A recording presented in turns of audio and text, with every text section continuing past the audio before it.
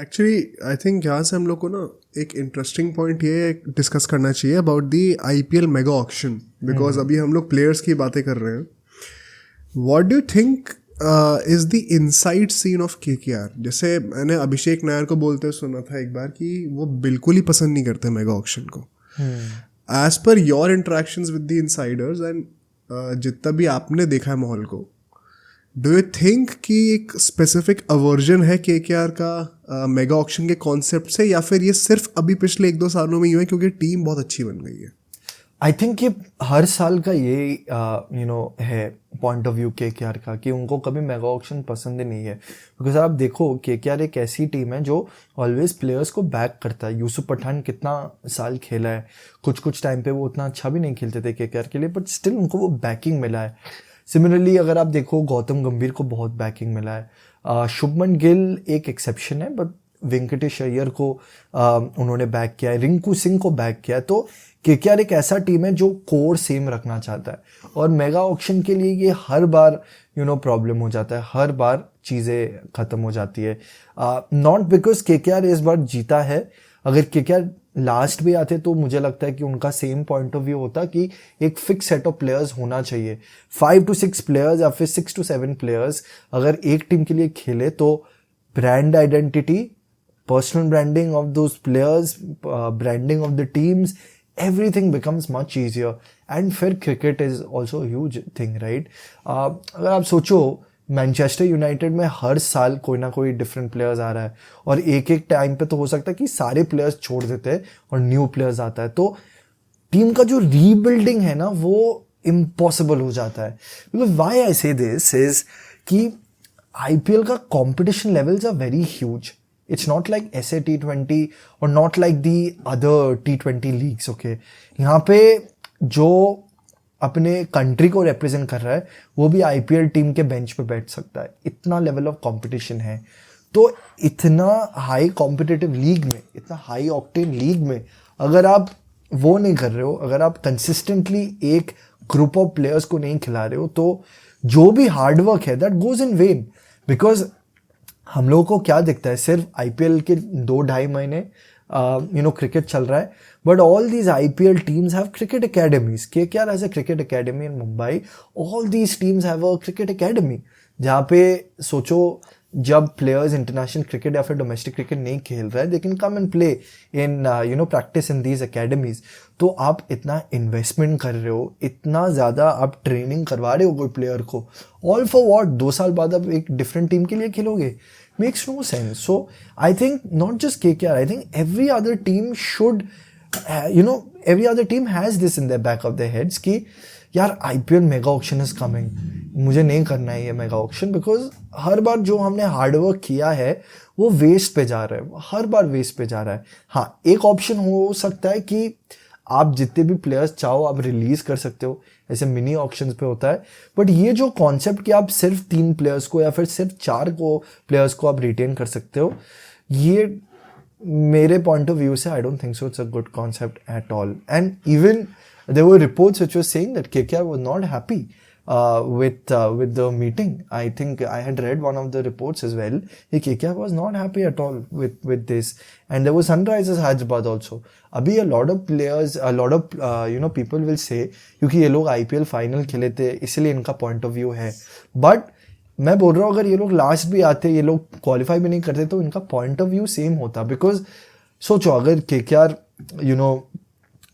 Second half of the points table पे आते, वो लोग बॉटम हाफ पे आते, would they ever want to release Russell and Narine and Shreyas Iyer? Never. आपको once in a generation player मिला है सुनील नारायण, आपके पास रिंकू सिंह है जो आपने इतना बैक किया है. सोचो अगर रिंकू सिंह चले गए दिल्ली कैपिटल्स में, it will be so painful for the fans, for the owners, for Rinku Singh as well, कि जहाँ पे प्लेटफॉर्म मिला था वो छोड़ के कोई और फ्रेंचाइजी में जा रहा है. But again, this is, if I think of it also, it's so painful. Ringu Singh playing for a different franchise, right? But भैया people will counter you by saying कि the reason why IPL consistently उसका level ऊपर गया है, and what you just said कि competition बहुत ही ज़्यादा तगड़ा IPL में, it is because of the fact कि हर 3-4 साल में teams एकदम ही refresh होती है और एकदम reset पे जाती हैं with a few players in exception. But अगर वो चीज़ बंद हो जाएगी तो वो एकदम पॉइंट सही है। एंड क्लब्स का ये बोलना I think it is totally fair कि जो क्लब्स मेहनत नहीं कर रहे वो तो भुगतेंगे, पर जो लोग मेहनत कर रहे वो क्यों भुगते फालतू में? तो वो उनके लिए कहना एकदम फेयर है, क्योंकि वो अपना दिमाग लगा रहे हैं, अपना पैसा लगा रहे हैं, इन्वेस्ट कर रहे हैं, उसके बाद वो इस लेवल पे पहुँचे हैं। बट एक आईपीएल एज अ कंपटीशन इतना ऊपर गया ही इसलिए क्योंकि उसका मतलब there was a study also कि आईपीएल जीतना is probably one of the biggest, it was probably one of the most difficult things to win in sports in general. बिल्कुल। Even if you look at Premier League, तो right now what is happening, Man City dominate तो कर रही है ना, तो एक वो कभी ना कभी आगे जाके सीएसके, एमआई या ऐसी टीम्स का जो कि जिनका स्कोर बहुत अच्छा है, या लेट्स से फॉर केकेआर, अगर वो इनको रिटेन करने देते इतने सारे प्लेयर्स, तो एक सॉर्ट ऑफ मोनोपोली बनने का चांस है। And that is what mega auction is stopping. देखो, मोनोपोली स्टॉप हो रहा है एक रीजन के लिए, because of the prize, because of the money, 80 crores or 100 crores which is there, that is stopping monopoly. आज मैनचेस्टर सिटी क्यों right at the top of the points table है? Because of the financial backing जो उनके पास है, जो IPL में कभी नहीं होगा, बिकॉज ऑलवेज एक कैप होता है कि इसके ऊपर आपके पास जितने ओनर्स के पास जितने भी पैसे हैं वो लगा नहीं सकते हो।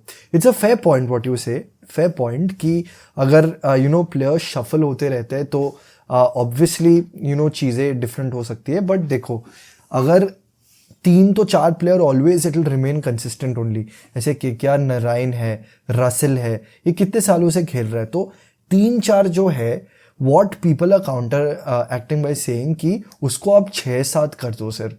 आप ऐसा नहीं कि full team should be the same, it just means that 2-3 players needs to be more. So to answer that, the monopoly stopped by the fact that there's a price cap कि आप उससे ज़्यादा पैसे नहीं दे सकते हो। अगर फुटबॉल वाला कॉन्सेप्ट यहाँ पे आ गया है कि it's totally to the clubs की क्लब्स के पास कितने पैसे हैं प्लेयर्स को खरीद सकते हैं, तब बहुत प्रॉब्लम हो जाता है। बट अगर एक प्राइस कैप है तो I feel that it always will keep the teams grounded all the time. ये एक ऐसा डिबेट है ना जो कि it's a never ending debate. Like teams जो कि अच्छा नहीं करती स्काउटिंग वगैरह में, दे विल ऑलवेज आर्ग्यू कि नहीं मेगा ऑक्शन इंपॉर्टेंट है। टीम्स जो कि एब्सोल्युटली किल करती हैं इस चीज़ को, जैसे कि CSK, Mumbai, KKR, they would always want to be on the other side. तो I get both the arguments, but हाँ, as a KKR fan it definitely I think इसका सोल्यूशन जो हमने we also discuss this in our podcast एक में, उसमें हमने बोला था कि जो मेगा ऑक्शन के बीच का टाइम होता है, मतलब कितनी फ्रीक्वेंसी पे हो रहा है मेगा ऑक्शन, वो आप मतलब बढ़ा दो। जैसे बेसिकली अगर 3 साल हो रहा है तो आप 5 साल कर दो, 5 साल हो रहा है तो 7 साल कर दो, तो आप उसको बढ़ा दोगे तो आप बेसिकली दोनों पार्टीज के इंटरेस्ट को मैनेज कर सकते हो। एक मिडिल वे है बेसिकली वो भी एक बहुत अच्छा वे है ऑनेस्टली। अगर आप मेगा ऑक्शन हर 7 साल में एक बार आ रहा है ना, तो काफ़ी प्लेयर्स रिटायर हो जाएंगे, न्यू प्लेयर्स आ जाएंगे, तो ये जो प्रॉब्लम है ब्रांड आइडेंटिटी और team composition, that also goes away. That's a good point honestly. I think हाँ, ये एक पॉसिबल सोल्यूशन हो सकता है, but I don't know how adamant BCCI is to implement this. अब सोचो अगर एक क्लिप इतनी बढ़िया थी तो पूरा का पूरा पॉडकास्ट कितना बढ़िया होगा। तो अगर आपको इसी क्लिप का पूरा पॉडकास्ट देखना है तो यहाँ पे क्लिक करिए, और अगर आपको ऐसे ही और क्लिप्स बिंज वॉच करनी है तो यहाँ पे क्लिक करिए।